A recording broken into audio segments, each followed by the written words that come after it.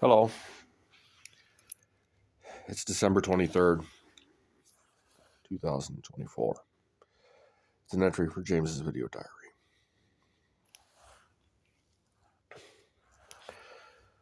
Been going over this for a couple of times. It's probably my fourth or fifth time going over what I would say in this video. I think I got myself off of mental medications. I took myself off. I got myself, I think, out of CMH control. I'm moving forward. Scary as all hell. Energy of changes in my life radically. Where I didn't want to be last year. I don't want to be here. And it's not because there isn't love here. There is. People here are struggling with their own struggles. I can't help them with mine. They can't help me with mine and mend their own. And I can't help them with theirs, with the pieces I need to fill my own cup. This is a piece of the puzzle. I got a job coming up, first of the year, I think. I haven't got any word as to an official start date, but it's coming. Got a love interest. How to save a lot here in Carlton, Michigan. I don't have all the details, and for the love of God, I can't get anyone else to see how I date. Why my process is this way. I've been hurt so badly. Taken advantage of for years. Oh, I thought you were screwing me. What evidence did I give you that I made you a priority? I took my off time to be in your service. But when it's time to do it for me, you can't. Well, I got a boyfriend. I got this. I got that. You never make me a priority. The time you actually do. And it happens. By the time you actually clue in that I don't work like other people, I have pieces missing that I'm just never going to have. I trust the people I shouldn't have. And I suck at building interpersonal relationships. But when I build one with you, you pretty much bet your ass my word is my bond. If your word isn't your bond, stay the fuck away from me. Because that burns so deeply and hurts so badly. It's put me in a tailspin. I am healing. I am developing new coping mechanisms, this channel, this community that's rallying around me. These total strangers. At least I think a lot of them are total strangers. I don't recognize any of the names in my subscription list as they come up for comments or for in the new subscriber notification that I get. I try to respond to all of them, trying to keep my comments in pairs. It helps me know that I responded to your comment, if you had one.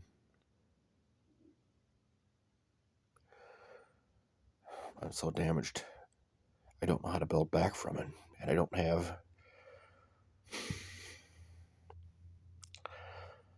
have people that don't have the pieces that I'm missing. They assume I have them because like 98% of the population has them. I mean, when I was going through child support, nobody could figure out why I never had money. Well, I'm dealing with the responsibility of having to pay for the choices of other people. And, I only have $20 a month to go out on, or $20 every 2 weeks. That's all I got. And if where I'm living won't let me bring people in so that I can build a friendship to start building forward,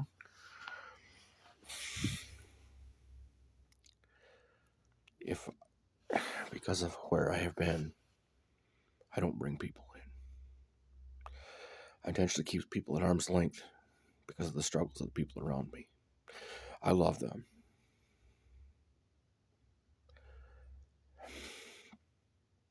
I do. I want to keep their secrets safe so that whatever struggles they're going through, they don't go through jail or prison or any other maledictive things that could possibly happen about their secrets, about their habits. I have to isolate myself because of certain habits that I have to intentionally separate myself from. Being a CDL driver, I can't be drinking. My OUI level is 0.04, half a beer. Ain't even a whole beer. Half of a 12-ounce beer. That's drunk. I don't even get 0.08. But it's not much of an issue. I don't really drink. I don't really have a lot of fun. When I do, it's have fun to support someone else, and then when it comes time for my turn, it's, well, you gotta do it my way, and no, just do it my way.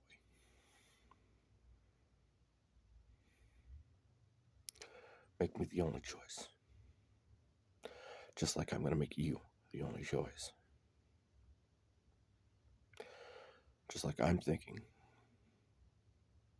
about 10 months down the road, 10 minutes, 10 weeks, 10 years.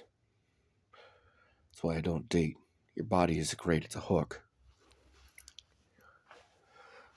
But don't make it the basis of a relationship. If you do, your body gets old, the sex gets old, and yes, it absolutely can. You do something counterintuitive or counterindicative of what you promised. The vicissitudes of, if you do it yourself, sometimes it's the vicissitudes of life. An old girl, a woman is not going to look the way she did at 20 when she's 68 and 70. And I know I've chased women all the way from 77 years of age all the way down to 18. And I've investigated some I thought were something that they clearly weren't. But I made the investigation first. It's important. It's important to do quality over quantity. I don't want to have to go to the doctor to get a VD shot or find out that they don't have one, that there is no cure. I will have to live with whatever the fuck scurvy came along that last one. It's one of the reasons that when I break up with someone, of the 6 women I've had sex with, 5 of them have come back. They wanted encores. But after you break the trust with me, it's kind of over. 4 of them broke trust. One was a one-night stand, and apparently, because I didn't get to run my game my way, sober, didn't go very well. Shit happens. One was a one-night stand that was a necessary evil. I don't condone using prostitutes.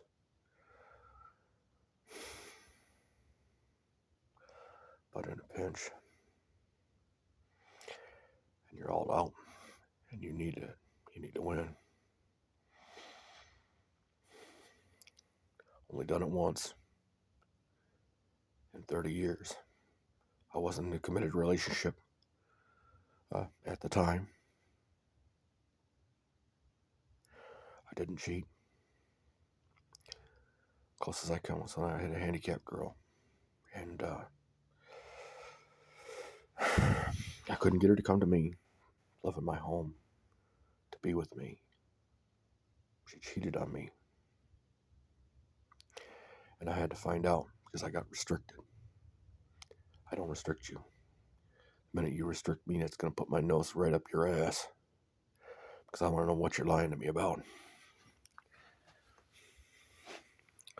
Look, if I found out you were just having a girls' night, and I probably would have come in, stuck my nose up your ass, and walked out.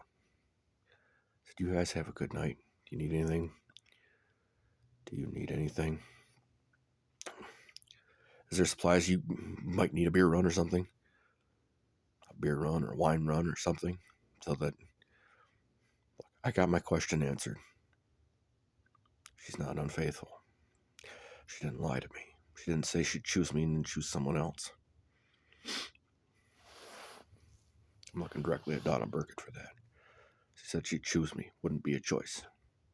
Her adult son would be kicked out and moved on. Didn't happen. She chose him over me. That's why we broke up. It's what I consider a lie. It's like changing a promise without telling the person you promised. 2 years and 4 years later, I come back. Hey, what the hell happened, man? It should have happened 2 years ago. Well, that's another lie. Changing the promise without telling the person you're changing it. That's a lie. That's a long-term lie. So that you can choose and be with another, or choose another over the person you said you would choose. I couldn't move forward with Donna because she wouldn't force Thomas to move forward in his life. And that's why I call it a lie, because it absolutely was. Because if she'd have covered her end of the bargain,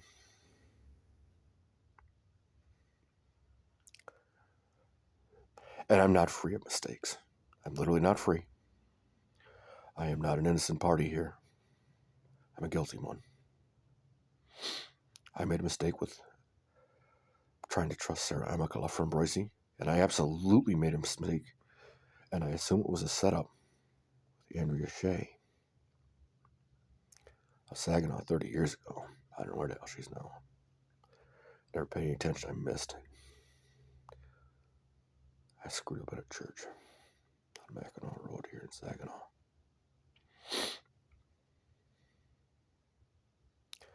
And I lost that opportunity.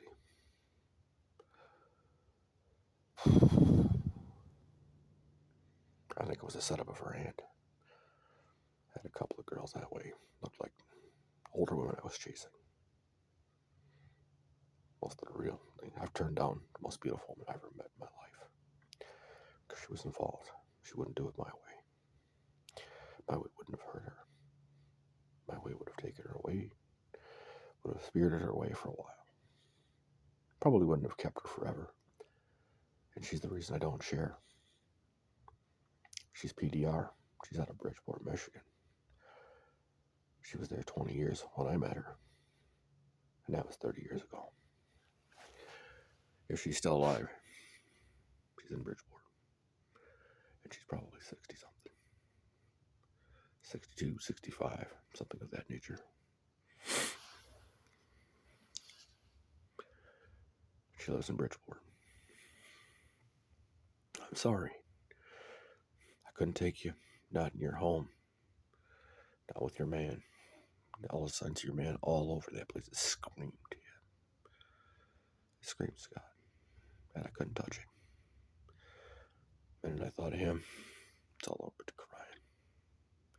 Walk away. I don't care. I had a raging boner like I've never had in my life for anyone before. Or since. Just don't do it. You don't do it to another man because you would want it done to you. My baby mama, Leila Richardson. I had to pay for a lot of her sins. She expected absolution for her sins, committing them, torturing me. My parents expect absolution for the torture they were committed. Now, I'm not saying that I'm innocent, and I deserve some of it. Absolutely. But 30 years of institutionalized torture. So I walked away from a $50,000 in tools. I paid for them. I turned down $100 million deals. Motherfucker, you're either going to do it my way If I'm going to be the one in harm's way, I'm going to be the one putting into it. I'm going to be making the rules. And they're going to be absolute for me as well as you. Now, I already know I can cover my end. I'm not going to change my end. I can write it out. I can literally write my end out. I can literally do it. I already know I can. Because I'm kind of cold that way. I'm kind of mechanical that way. I can generate emotions. I can manifest deals. Talking to a guy and realized I had a butterfly effect. If I'm not the only reason, I am one of the greater reasons Visteon moved their secondary condensers to the top of the left-hand side of the bus from the bottom underside of the left. To deal with fans, we were doing with road grime.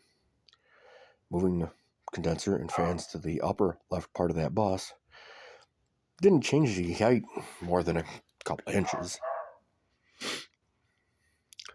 But it assumed that there was no road grime getting into those fans, no salt corroding the wiring. And the water was just going to fall through. You're going to get water on the top and the bottom. And the heat from the bus will melt most of that snow off, ice and snow. And at that point, all you're trying to do is maintain pressures in those systems.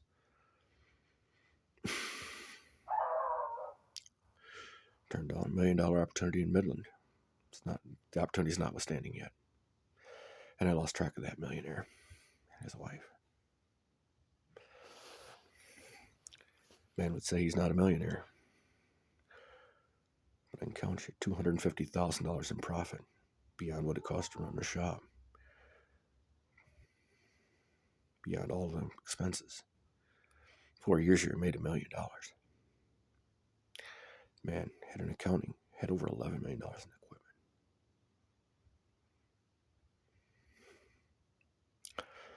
With a $250,000 location.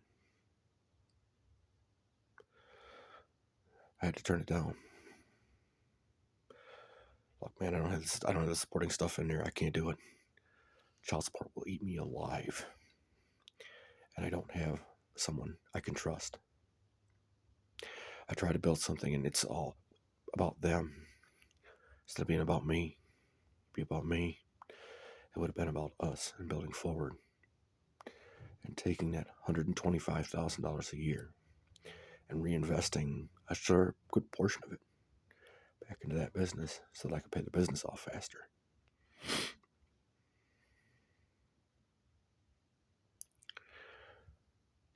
She would have had to work for a little bit to support me. Initially, for health insurance reasons. Once the business was paid for and we were making enough that I could provide that, the perks and the benefits would have been that she could have a brand new car. She'd get a brand new company car every year. And I would drive the old hoopty jalopy. I put the fourth body on. So I put the second, third, fourth body on, third transmission in. Because of the $6,000 it cost to make a car relatively new and maintain, my wife can drive a $70,000 brand new car every year. And I can write it off on a business. I know. I was trained in marketing. I was trained in vendor sales, knowing the standard order quantity of logistics, knowing how much and how fast you use an item, knowing about contracts. If you were contracted with a specific place to get an item, you have to call that place first. After that, it's open season. I know about using the hardware aisle, bulk bolts. I know about how to straighten out built vehicles. I used to be a mechanic. I used to do it. I wasn't real great at hot rods, but I didn't really have a lot of them to play with. I used to straighten out race cars, run your own race cars, little 4-cylinders.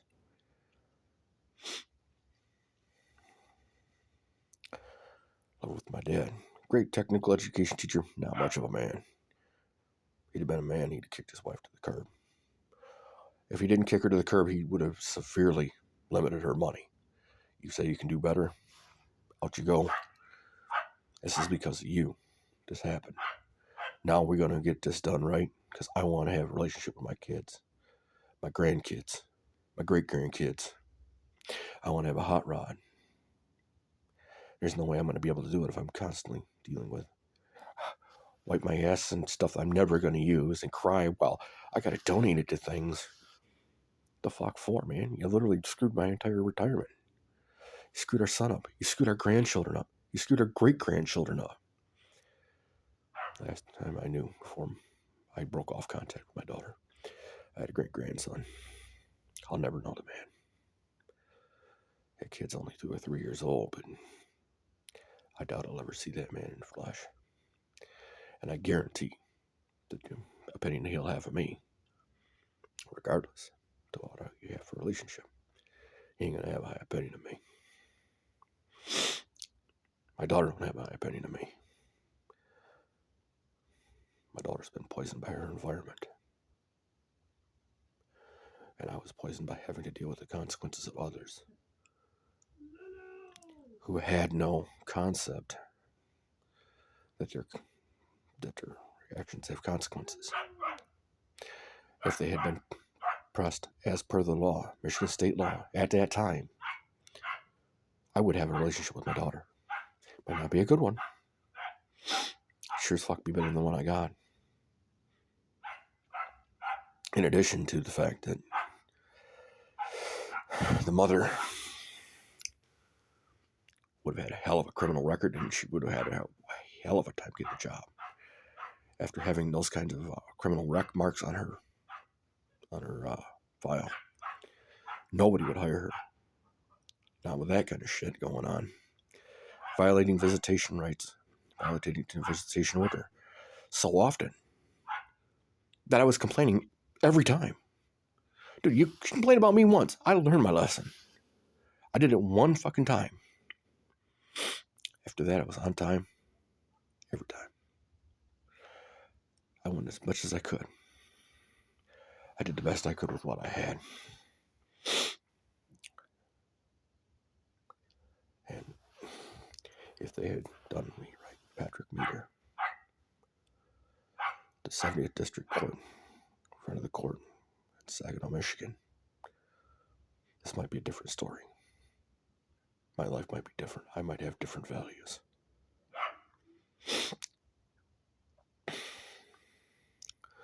Because of the nature of the reasons the law you enforced piss poorly.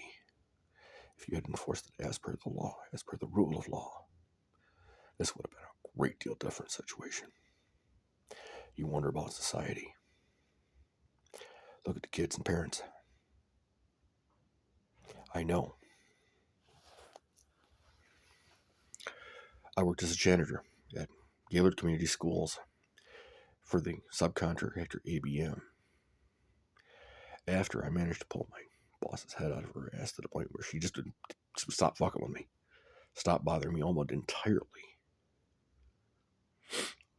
because I literally would tell people about business features that had been in that building since 1973. That had been in the ground since 1973.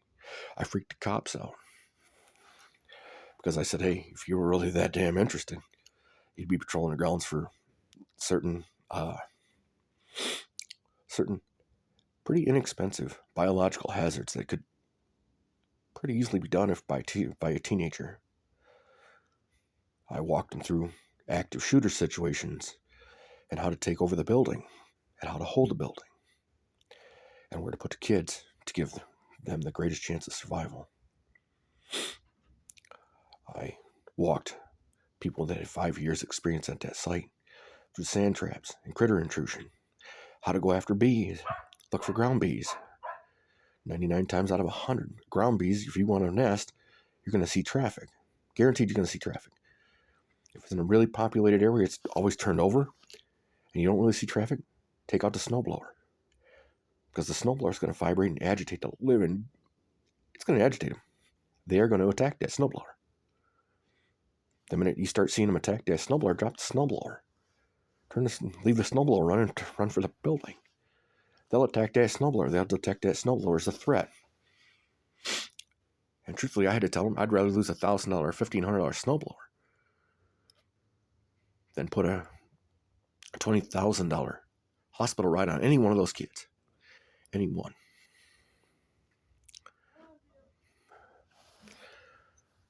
I told them that if in an active shooter situation, I would find and control all the keys. That way, finding the gender's master keys, you wouldn't. All the doors would be locked. Without a gender's master key, you literally couldn't get through. I'd have one set.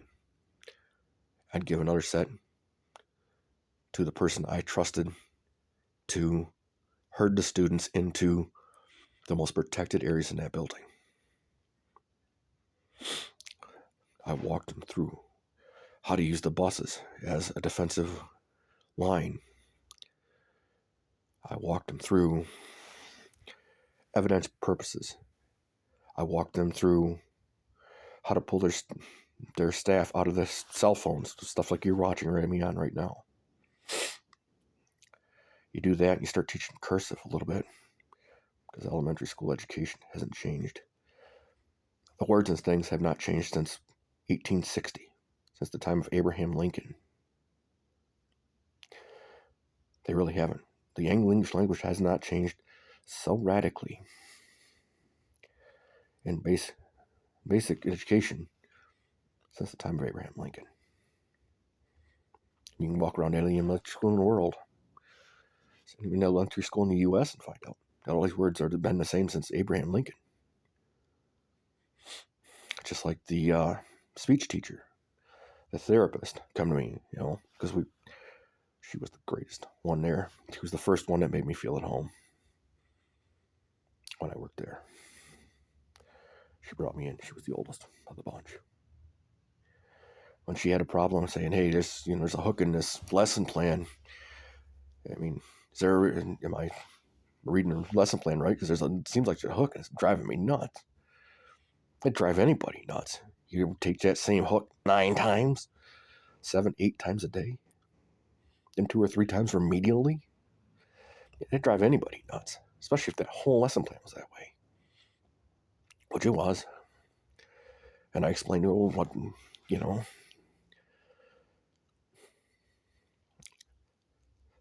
I explained about about security, about knowing that the exterior doors all have to be locked, all but exclusively. Unless somebody's traveling through them, they literally have to be locked. And if they can be locked while they're traveling through, do it. But on the interior, certain classrooms, teachers would come in with items. Well, a secure door on the inside of another secure door really don't need to be secure. I can leave that unlocked. It makes your life easier. It doesn't bother me as long as I can keep the kids from going in and making a damn mess when I leave, or as I'm progressing through it.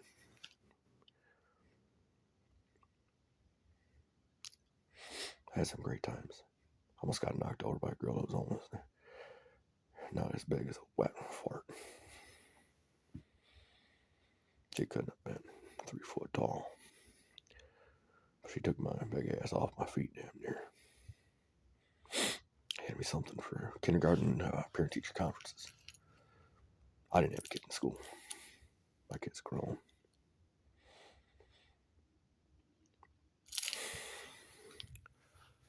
I thank you if you've been along this long in the rant. I need to get some of this energy out. I thank you for watching. Thank you for sticking with me, commenting, subscribing. I'm a very interesting man. I love puzzles. I love learning. I'm a CDL driver now. If I can get myself forward, find myself a way to get a GoFundMe or something to get this place to stick. Get that piece of reality that I've been looking for, that I've been trying to build, that I, for the love of God, can't seem to do. I'm safe and warm. I got a nest. y'all. Thank you for being here. Thank you for watching. Thank you for letting this happen. Be well. As always, if you have a comment, question, or concern, please put it in the comment section below.